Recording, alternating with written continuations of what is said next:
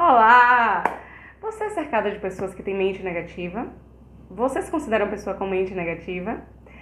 A maioria das pessoas sofrem do problema da mente negativa. Nós temos de 60 a 80 mil pensamentos por dia e 80% deles são negativos. E pior, 80% deles se repetem no dia seguinte. A única coisa que se interpõe entre você e seu objetivo é justamente a mente negativa.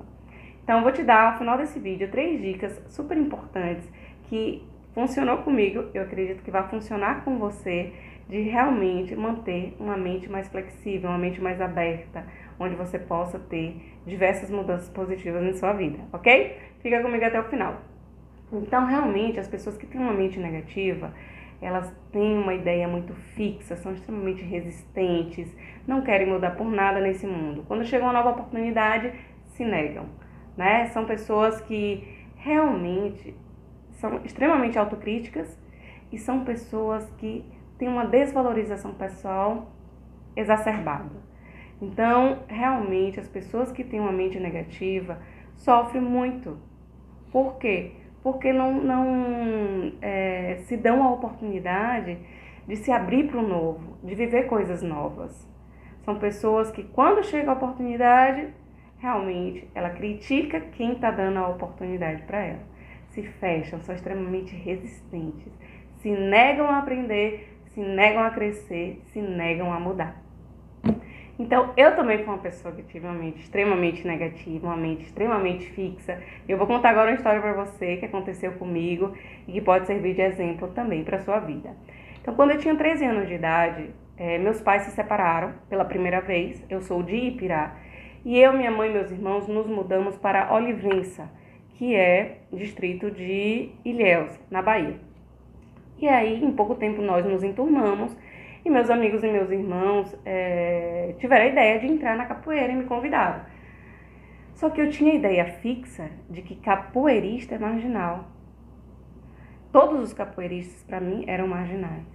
E que eu jamais iria entrar na capoeira. De jeito nenhum. Imagina o que minha mãe ia pensar de mim, né? Eu pensava. Eu toda certinha, toda metódica, toda obediente.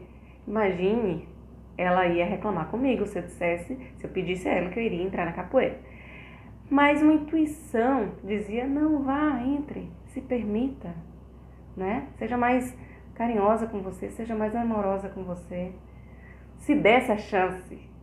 E aí eu me dei essa chance de entrar na capoeira. Aí fui pedir a minha mãe, e minha mãe, sim, claro. Eu falei, mãe, você paga? Pago, sim, vai ser ótimo. E minha mãe sorria, se divertia, e ela se divertia com nossa alegria de poder ir para a capoeira.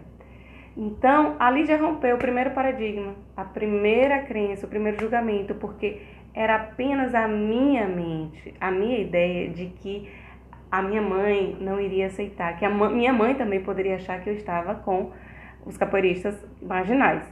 E não, ela nem comentou nada sobre isso. E me permitiu meus irmãos de irmos para a capoeira. E aí, o que eu compreendo? Que a visão de mundo, ela é uma, a minha visão é uma, a sua é outra, e a gente não pensa como o mundo é, a gente pensa de acordo com a nossa memória, com nossas crenças, com nossos tabus, com nossos credos, com nossas limitações. Por isso a importância de respeitar a opinião do outro e de também não fazer julgamentos. Então, segui na capoeira, eu me tornei apaixonada pela capoeira, então era muito divertido, nunca encontrei nenhum marginal, muito pelo contrário, rompeu-se também essa crença, porque o que eu vi foram pessoas trabalhadoras, pessoas honestas, corretas, um professor extremamente trabalhador, que trazia pra gente muita educação de disciplina, de espiritualidade, de disciplina de vida, de viver bem, de viver na amorosidade, de viver na leveza, na alegria, porque a capoeira era muita alegria. Então, realmente, foram momentos, foram dias extremamente especiais na minha vida. Mas isso teve um fim. Minha mãe, ela decidiu se mudar. Meu pai, ele foi passar férias em Olivença, e aí, quando ele foi passar férias em Olivença, meus irmãos decidiram retornar para Ipirá com ele. E aí, meu pai e minha mãe combinaram, eu não sabia, de voltarem, né? E aí minha mãe disse pra mim, chegou um dia que minha mãe disse pra mim, depois de um mês, ela disse, Carol, a gente vai ter que voltar pra Ipirá. Eu falei, não quero. Falou, não, a gente vai ter que voltar, porque seus irmãos estão lá, eles não podem ficar vivendo sem mãe, eles são ainda adolescentes. Eles não podem ficar vivendo sem mãe, então a gente precisa voltar. E foi um momento extremamente triste pra mim, e aí eu fui pra capoeira, tive que aceitar, né? Tinha 13 anos só. Fui pra capoeira fazer meu último treino e voltei chorando copiosamente, super triste, super mal. Eu chorava desesperadamente, minha mãe ficou super preocupada porque nunca me viu chorando tanto. E aí ela entendeu que realmente eu gostava, mas que não tinha como ficar lá. Então aí voltamos para Ipirá. E aí eu procurei capoeira, não tinha. E eu fiquei treinando, realmente. Treinava sozinha lá em casa, na garagem. Treinava, e minha mãe vindo aquilo, meu pai vindo aquilo. Oh, coitadinha, treinando sozinha, daqui a pouco se machuca, daqui a pouco atrofia um músculo, às vezes não faz o movimento direito, enfim. Aí eles encontraram um professor de capoeira, né, que tinha acabado de voltar de São Paulo e estava vendendo tomate na feira. E o professor, ele também tinha a crença de que capoeira não dava dinheiro, por isso que ele não tinha voltado a montar o grupo dele de capoeira. Capoeira não dava dinheiro, então ele estava na feira vendendo tomate, vendia caldo de cana, fazia linha, enfim. Ele trabalhava com diversas outras coisas, menos com o sonho dele, que era capoeira. Enfim, depois de muita insistência, de muita persistência, de meus pais pedirem tanto, e eu pedi tanto, eu pressionava meus pais e meus pais pressionavam o professor. Aí o professor realmente ficava falando, né, que não tinha condições e tal, mas aí teve um dia na feira que eu fui para conhecer ele, e ele disse, você realmente quer? Eu falei, quero. Ele falou, ok, então você me consiga 5 alunos que eu já estou arrumando o salão e a gente vai começar. Aí pronto, ele fez um puxadinho no fundo da casa dele, um pequeno salão, e realmente eu arranjei 10 alunos ao invés de 5 e a gente começou os treinos da capoeira.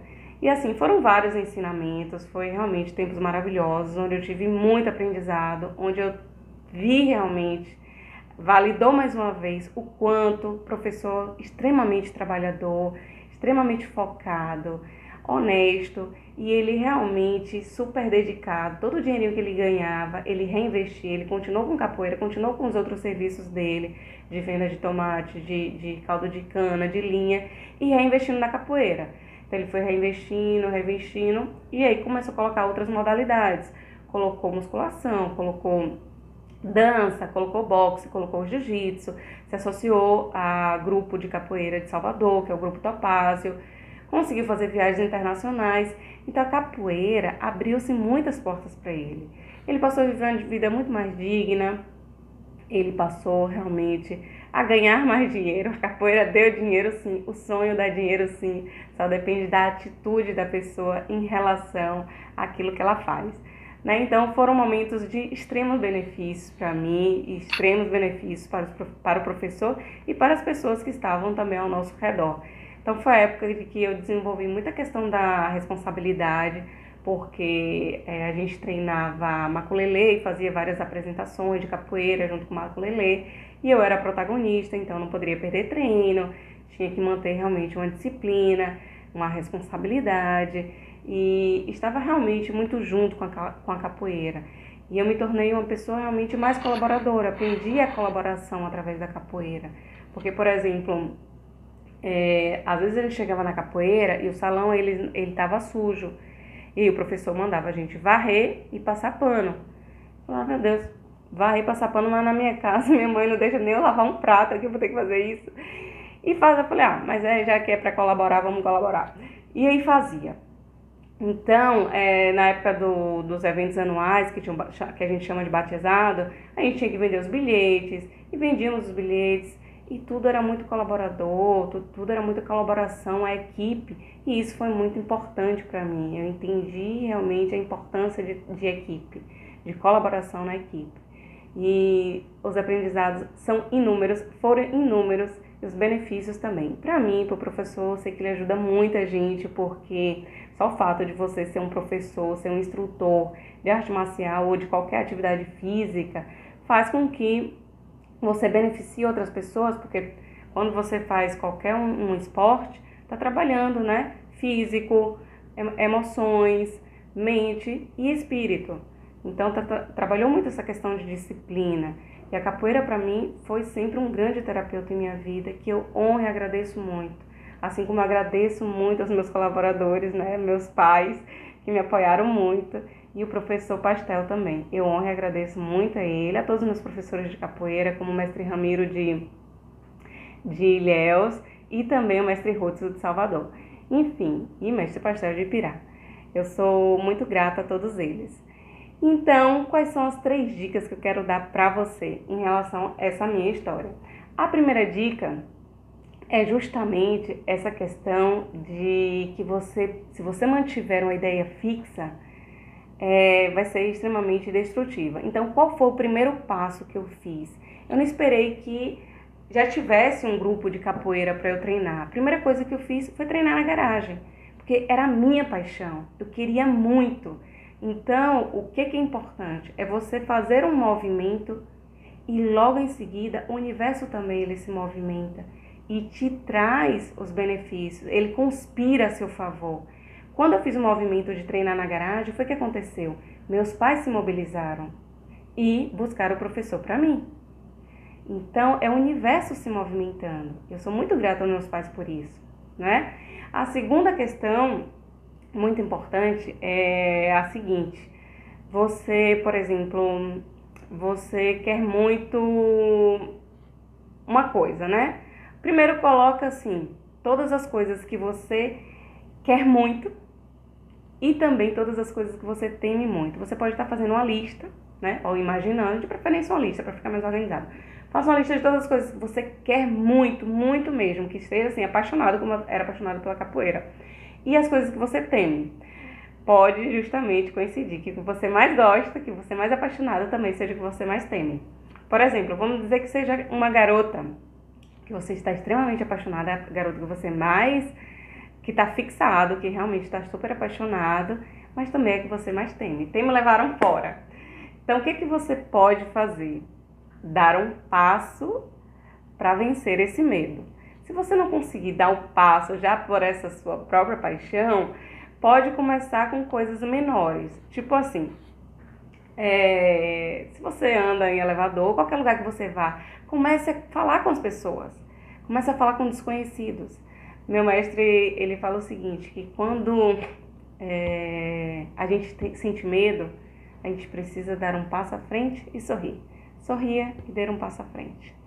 Então, comece a perder o medo falando com as pessoas no elevador, falando com as pessoas na rua, cumprimentando realmente as pessoas de uma maneira geral, tá? E aí você vai realmente desenvolver essa questão até um ponto de você conseguir falar realmente com a sua paixão.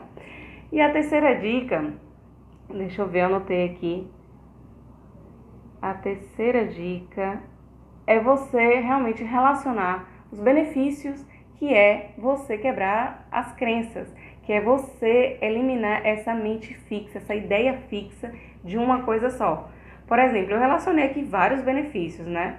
A capoeira ajuda a modelar o corpo, a capoeira me ajudou a trazer mais saúde, a ser mais flexível, a ser mais maleável, a aprender a colaboração, a estimular o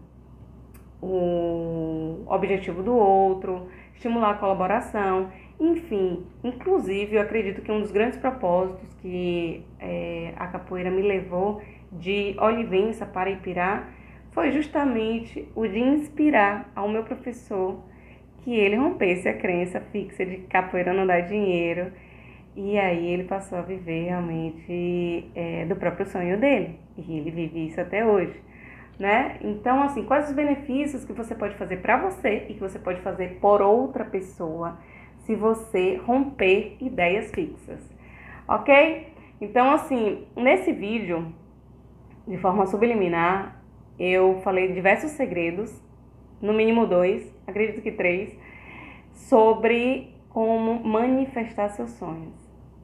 Como manifestar. Quem tiver ouvidos, ouça, quem tiver olhos, veja. Então, assim, nos meus treinamentos fechados eu ensino muito isso, né? Tanto a parte científica quanto a parte prática de como manifestar realmente os seus sonhos. Ok? Então, um forte abraço e nos vemos no próximo vídeo. Se você fizer as técnicas, as dicas, com certeza vai dar certo. E aí você coloca aqui nos comentários, eu quero ouvir, quero ver, quero escutar tudo de bom que você tem aí para falar sobre a mudança da ideia da mente fixa, da mente negativa para a mente positiva, para a mente aberta, flexível, porque existe aí um universo, um mar, um céu de oportunidades, de infinitas possibilidades e oportunidades para todos nós, ok? Um forte abraço e até o próximo vídeo.